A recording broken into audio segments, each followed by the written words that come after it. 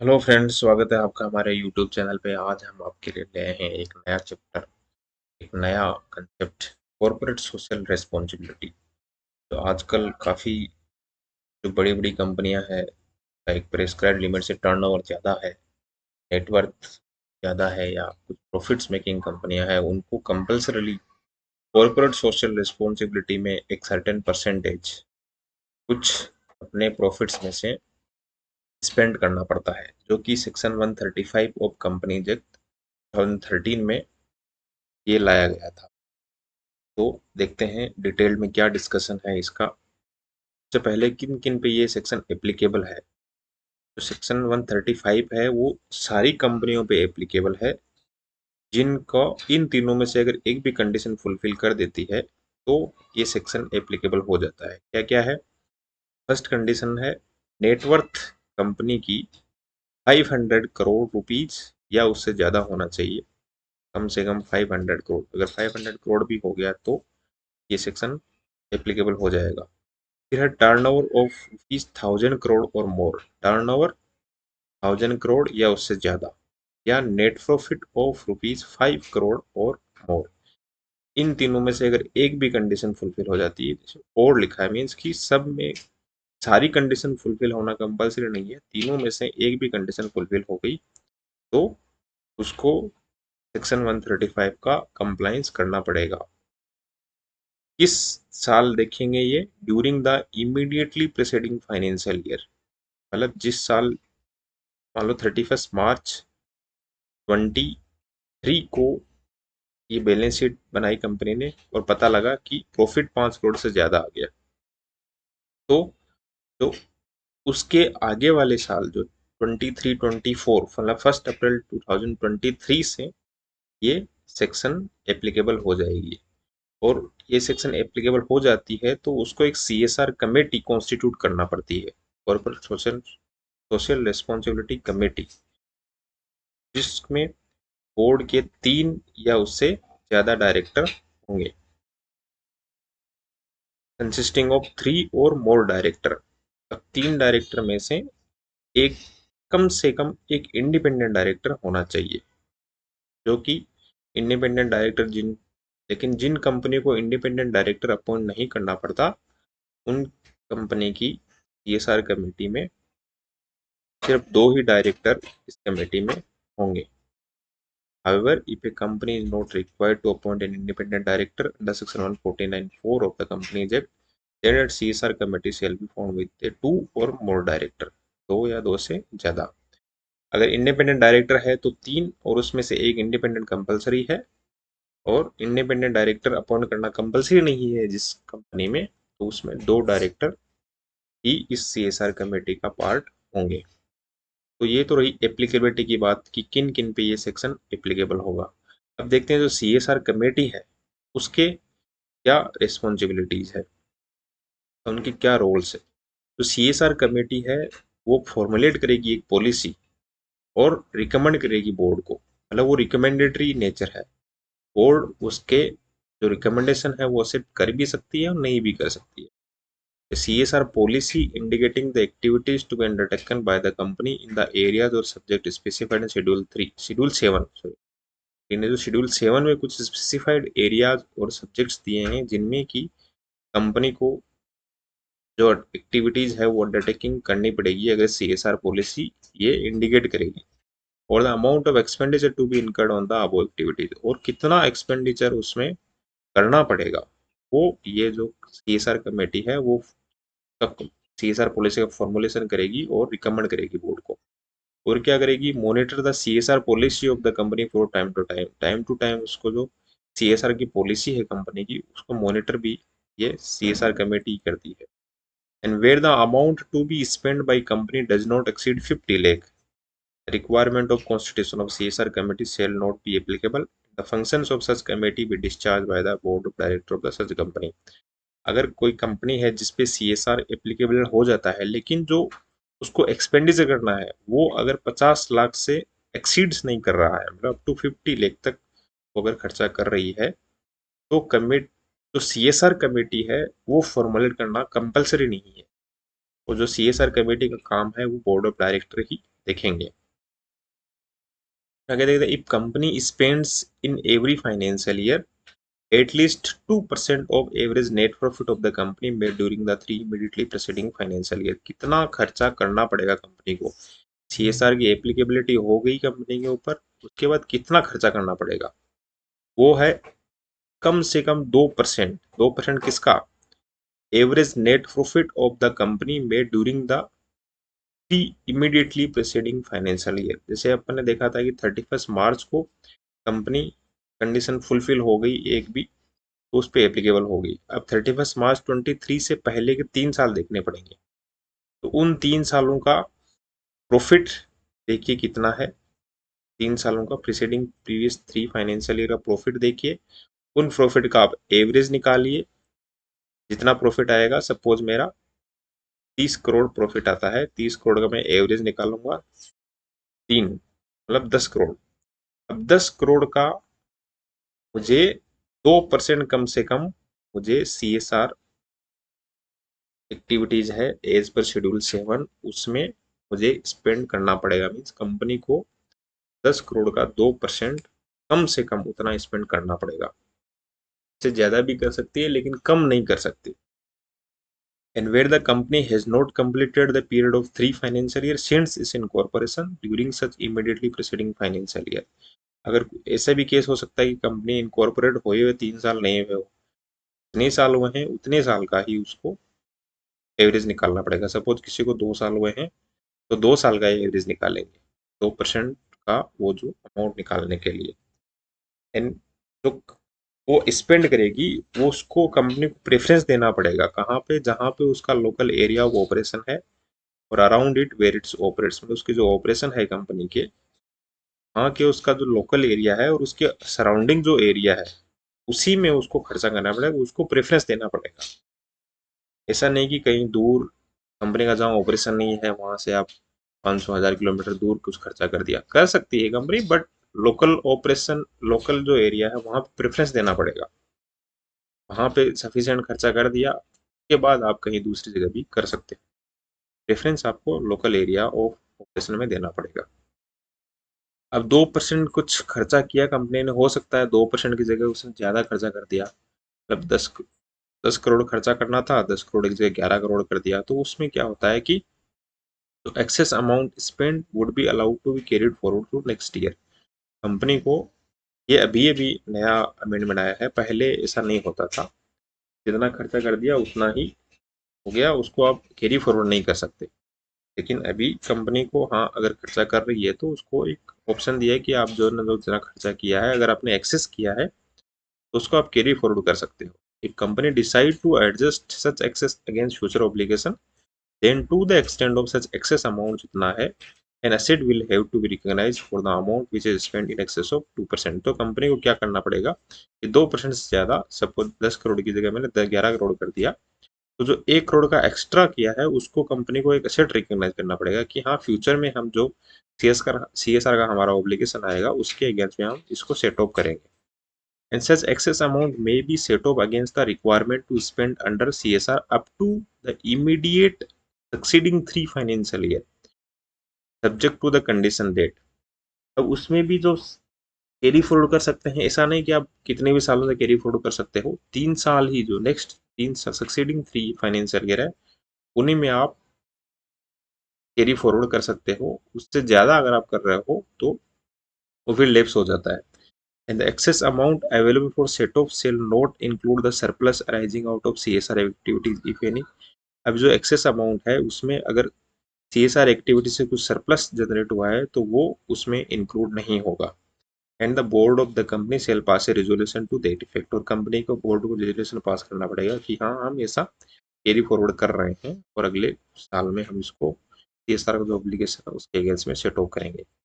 And if the company decide not to carry forward such excess spend in full or in part, the same to the extent not carried forward is to be recognized as expenses। हाँ, ऐसा भी हो सकता है कि company ने 10 करोड़ खर्च करना था, 11 करोड़ कर दिया। अब कंपनी चाहती है तो एक्सटेंड नेक्स्ट 3 साल तक कैरी फॉरवर्ड कर सकती है। अगर नहीं करना चाहती तो पूरा 11 करोड़ रुपए P&L में डेबिट कर दीजिए कंपनी के पास, वो भी एक ऑप्शन है। फिर देखते हैं कि ये तो हुआ एक्सेस अमाउंट का। अब कुछ में अनस्पेंड अमाउंट रह गया, मतलब 2% खर्च करना था, 10 करोड़ खर्च करना था और उसने 9 करोड़ ही किए कंपनी ने, तो उस केस में क्या होगा, मतलब अनस्पेंड अमाउंट है तो वो, उसमें दो क्राइटेरिया है, एक तो ऑनगोइंग प्रोजेक्ट से रिलेटेड है और एक अदर देन ऑनगोइंग प्रोजेक्ट से रिलेटेड, मतलब कंपनी का कुछ प्रोजेक्ट चल रहा है उसमें उससे रिलेटेड है। उनकी क्या कंडीशन है, any amount remaining unspent pursuant to an ongoing project से रिलेटेड है, undertaken by a company in pursuance of it CSR policy. CSR policy के अनुसार कंपनी ने ऑनगोइंग प्रोजेक्ट से रिलेटेड कुछ अंडर खर्चा करना था लेकिन नहीं किया, shall be transferred by the company within 30 days from the end of the financial year, मतलब फाइनेंशियल ईयर एंड होने के 30 दिन में, मतलब 30 अप्रैल से पहले एक स्पेशल अकाउंट में ट्रांसफर करना पड़ेगा जो कि अनस्पेंड सीएसआर अकाउंट होगा। और ये अनस्पेंड सीएसआर अकाउंट है वो एक शेड्यूल्ड बैंक में खोलना पड़ेगा और हर साल हर फाइनेंशियल ईयर का अलग अकाउंट खुलेगा अनस्पेंड अकाउंट। क्या करना पड़ेगा कंपनी को, अगर ऑनगोइंग प्रोजेक्ट से रिलेटेड है तो कंपनी को एक सेपरेट अकाउंट खोलना पड़ेगा जिसमें 30 दिन के अंदर उसको पैसा ट्रांसफर करना पड़ेगा और हर फाइनेंशियल ईयर का एक अलग सीएसआर अकाउंट खुलेगा, तो अनस्पेंड सीएसआर अकाउंट बोलते हैं, और एक शेड्यूल बैंक में उसको खोलना पड़ेगा। And such amount shall be spend by company in pursuance of its obligation towards the CSR policy within 3 financial year from the date of such transfer, failing which the company shall be transferred to the same to a fund specified in Schedule 7 within 30 days from the date of completion of third financial year। अब company ने 30 अप्रैल से पहले transfer कर दिया अनस्पेंड CSR account में, अब transfer करने के 3 साल के अंदर उसको जो सीएसआर पॉलिसी है उसके अनुसार उसको स्पेंड करना पड़ेगा, खर्च करना पड़ेगा। और अगर 3 साल के अंदर भी वो स्पेंड नहीं कर पाती है तो जब 3 साल खत्म होंगे उसके 30 दिन के अंदर कंपनी को शेड्यूल 7 में स्पेसिफाइड कुछ फंड है उनमें उसको ट्रांसफर करना पड़ेगा। मतलब कंपनी ने अनस्पेंड किया, अमाउंट स्पेंड नहीं किया तो उसका, अब वो उसके ऊपर हक नहीं है उसका, या तो आप उसको, हाँ अगले कहीं आप अगले 3 सालों में करना चाहते हो तो उसमें ट्रांसफर के सेपरेट अकाउंट में ट्रांसफर कर दीजिए, जैसे capital account, capital gain account scheme होती है इनकम टैक्स एक्ट में, वैसे ही आप एक सेपरेट अकाउंट में ट्रांसफर कर दीजिए और वहां से फिर 3 साल के अंदर वो पर्टिकुलर उसी सीएसआर पॉलिसी के अनुसार ही आप खर्च करिए। और अगर वही पैसा किसी अदर देन ऑनगोइंग प्रोजेक्ट से रिलेटेड है तो कंपनी को क्या करना पड़ेगा, तो amount remaining unspent pursuant to an activity other than ongoing project, ongoing project नहीं है कंपनी तो उस केस में has to transfer such unspent amount to a fund specified in schedule 7 within a period of 6 month of the expiry of financial year। Financial year खत्म होने के 6 महीने के अंदर अंदर जो फंड है शेड्यूल 7 के अनुसार एक फंड स्पेसिफाई किया गया है, उस फंड में 6 महीने के अंदर अंदर, मतलब 30 सितंबर एनी हाउ कंपनी को उस फंड में ट्रांसफर कर देना पड़ेगा जो कि अदर देन ऑनगोइंग प्रोजेक्ट है। और ए provision for liability for the amount representing the extent to which the amount is to be transferred needs to be recognized in the financial statement। अब वो खर्चा नहीं किया, मान लो 2%, 10 करोड़ खर्चा करना था, 9 करोड़ किया कंपनी ने, तो जो 1 करोड़ का खर्चा अनस्पेंड है वो किसी प्रोजेक्ट से रिलेटेड है तो एक अनस्पेंड सीएसआर अकाउंट खोल लो, 30 दिन के अंदर ट्रांसफर कर दो, जैसा हमने प्रीवियस स्लाइड में देखा। अब अगर अदर देन ऑनगोइंग प्रोजेक्ट से रिलेटेड है तो उसको कंपनी को जो 1 करोड़ रुपए है उसकी as on 31 March liability create करना पड़ेगी, और बाई 30 सितंबर, मतलब within 6 month from the expiry of financial year, company has to transfer that amount, unspent amount in the specified fund as per schedule 7। इन दोनों ही केस में क्या होता है कि in respect of both the ongoing projects और other than ongoing project, if a company has already undertaken CSR certain CSR activity or which a liability for the amount representing the extent to which the CSR activity was completed during the year needs to be recognized in the financial statement even though the payment for the same has not been made during the year. अगर आपने liability काम करवा लिया किसी से या CSR से related काम कर दिया लेकिन उसको पेमेंट नहीं किया तो उसकी लाइबिलिटी क्रिएट कर दी है, तो ऐसा माना जाएगा कि हाँ वो CSR का एक्सपेंडिचर है, वो CSR से रिलेटेड ही है, पेमेंट करना कंपल्सरी नहीं है। लाइबिलिटी अक्रू मतलब अक्रू हो गया एक्सपेंडिचर आपका तो ही वो आपको लाइबिलिटी क्रिएट करना पड़ेगी, रिकॉग्नाइज करना पड़ेगा फाइनेंशियल स्टेटमेंट में कंपनी को। अब अगर डिफॉल्ट करती है company complying the provision of CSR, तो कंपनी को डिफॉल्ट किया तो कंपनी को पेनल्टी लगेगी कितनी? Twice the amount required to be transferred by the company to the fund specified in Schedule 7 for the unspent CSR account, as the case may be, or rupees 1 crore rupees, whichever is loss.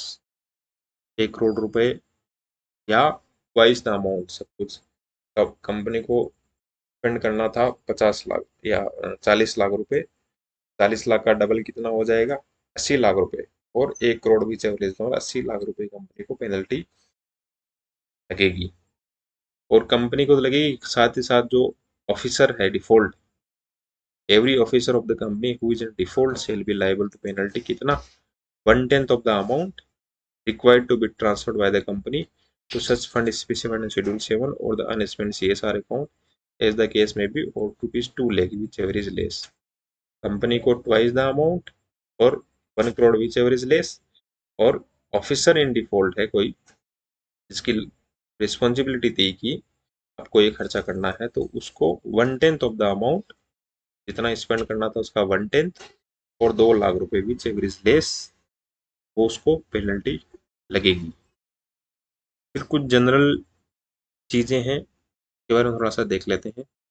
Board में decide to undertake it CSR activities through board. CSR activity कुछ करना है तो board ही decide कर सकती है कि company establish कर अंडर सेक्शन 8 जो not for profit making foundation वगैरह बनाते हैं, जैसे बड़ी कंपनी होती है जिनका उनका एक अलग फाउंडेशन बना लेते हैं वो, तो उस वैसा एक अंडर 8 कंपनी एक स्टैब्लिश कर सकती है CSR एक्टिविटी करने के लिए। एक रजिस्टर्ड ट्रस्ट कर सकती है, registered society established by the company either singly or along with any other company, खुद कर सकती है या 2-3 कंपनी मिला के भी ऐसा कर सकती है कि हाँ उस कंपनी के बिहाफ पे या उन कंपनी के बिहाफ पे वो जो ट्रस्ट या सेक्शन 8 कंपनीज है वो एक्सपेंडिचर करेगी। And company established under section 8 of the act to register trust or registered society establishment by the central government or state government or any entity established under an act or parliament or state legislation. The company may also collaborate with other companies for undertaking projects or program or CSR activities in such a manner that the CSR committee of respective companies are in position to report separately on such project or program in accordance with these rules. 2-3 कंपनियां मिला के भी वो project undertake कर सकती है। And the CSR projects or program or activities undertaken in India only shall amount to CSR expenditure। हाँ ये इंपॉर्टेंट चीज है कि इंडिया के अंदर ही जो खर्चा किया है वही एलिजिबल होगा, ऐसा नहीं कि आउट ऑफ इंडिया आपने एक्सपेंडिचर कर दिया। हो सकता है कंपनी का ऑपरेशन आउट ऑफ इंडिया भी हो बट खर्चा उसको इंडिया में ही करना पड़ेगा। The CSR projects or program or activities that benefit only to the employees of the company and their families shall not be considered CSR। हो सकता है कंपनी ने उसके एम्प्लॉय से रिलेटेड कुछ खर्चा कर दिया, बोल दिया कि हमारा CSR का है, तो वो एलिजिबल नहीं है।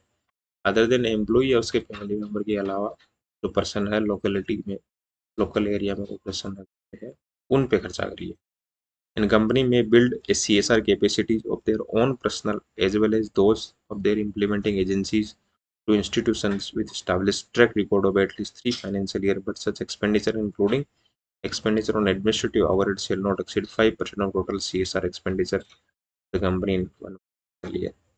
CSR कैपेसिटी और own personal as well as दो इम्प्लीमेंटिंग एजेंसी, मतलब खुद के जो ऑफिसर्स वगैरह जो एडमिनिस्ट्रेटिव कंट्रोल जो ऑफिसर्स या जो एम्प्लॉई है CSR रिलेटेड काम करेंगे उनका भी खर्चा इसमें कंसिडर कर सकते हैं, बट वो 5% से ज़्यादा नहीं होना चाहिए। किसी एजेंसी को ये काम दिया, वो एजेंसी कुछ चार्ज कर रही है तो वो भी एडमिनिस्ट्रेटिव एक्सपेंडिचर है, वो 5% से ज़्यादा नहीं होना चाहिए। And the contribution of any amount directly और indirectly to any political party will not be considered CSR activity. Political party को कुछ डोनेशन दिया है वो इसमें एलिजिबल नहीं। तो ये था सीएसआर कॉर्पोरेट सोशल रिस्पॉन्सिबिलिटी से रिलेटेड हमने डिस्कशन किया, किन पे एप्लीकेबल होता है, क्या कंडीशन है।